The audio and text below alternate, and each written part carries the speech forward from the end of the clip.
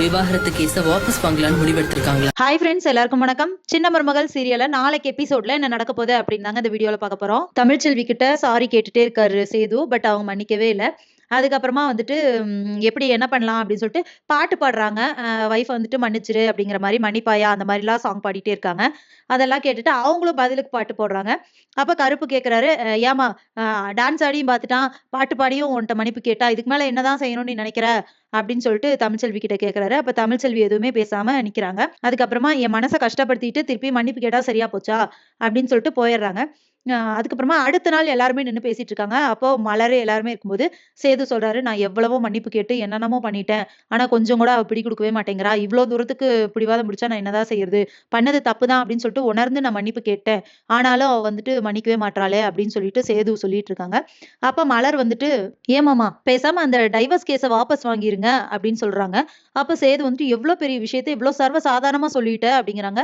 ஆமா, இப்ப அதுதானே அவளுக்கு பெரிய கோவமா இருக்கும் அப்படின்னு சொல்லிட்டு நான் வாபஸ் வாங்குறேன் அப்படின்னு சொல்லிடுறாரு. அதுக்கப்புறமா அவங்க லாயர் கிட்ட பேசிடுறாரு. இப்போ தமிழ்ச்செல்வியோட லாயர் வந்துட்டு தமிழ்ச்செல்விக்கு ஃபோன் பண்றாங்க. ஃபோன் பண்ணிட்டு சொல்றாங்க, அம்மா உன் ஹஸ்பண்ட் சைடு லாயர் வந்துட்டு எனக்கு ஃபோன் பண்ணாங்க. அவங்க வந்துட்டு அந்த டைவர்ஸ் கேஸ வந்துட்டு வாபஸ் வாங்குறோம்னு சொல்லியிருக்காங்க அப்படின்னு சொல்றாங்க. அப்ப தமிழ்ச்செல்விக்கு இந்த விஷயம் புதுசு. அதாவது இப்போ வந்து சேது வந்து இந்த கேஸ வாபஸ் வாங்க போறாரு அப்படிங்கிறது. ஸோ இவ்வளோ நாள் அவர மன்னிக்காம இருந்தாங்க. இப்போ வந்துட்டு கொஞ்சூண்டு அவர் மேல ஒரு கர்ட்டசி வந்திருக்கும்.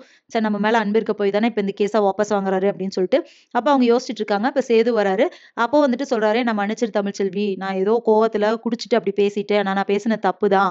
அதுக்கு எல்லா வகையிலயும் நான் மன்னிப்பு கேட்டேன். அது மட்டும் இல்லாம உன்ட்ட வாயில பேசியிருந்தா கூட பரவால்ல. டைவர்ஸ்ன்னு சொல்லிட்டு இவ்வளவு தூரம் உன்னை இழுத்து விட்டுட்டேன். அதனால நான் பண்ண தப்புன்னு எல்லாத்தையுமே ஒத்துக்கிறேன்.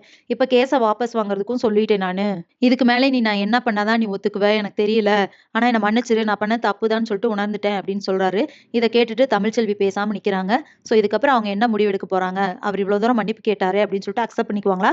இல்ல திருப்பியும் நீங்க பேசின வார்த்தை இல்லன்னு ஆயிருமா அப்படிங்கிற மாதிரி பேசுவாங்களா? என்ன நடக்க போகுது அப்படிங்கிறத இனி வர வீடியோல ஒன்னொன்னா பார்க்கலாம் ஃப்ரெண்ட்ஸ். அது வரைக்கும் வெயிட் பண்ணுங்க. நன்றி, வணக்கம்.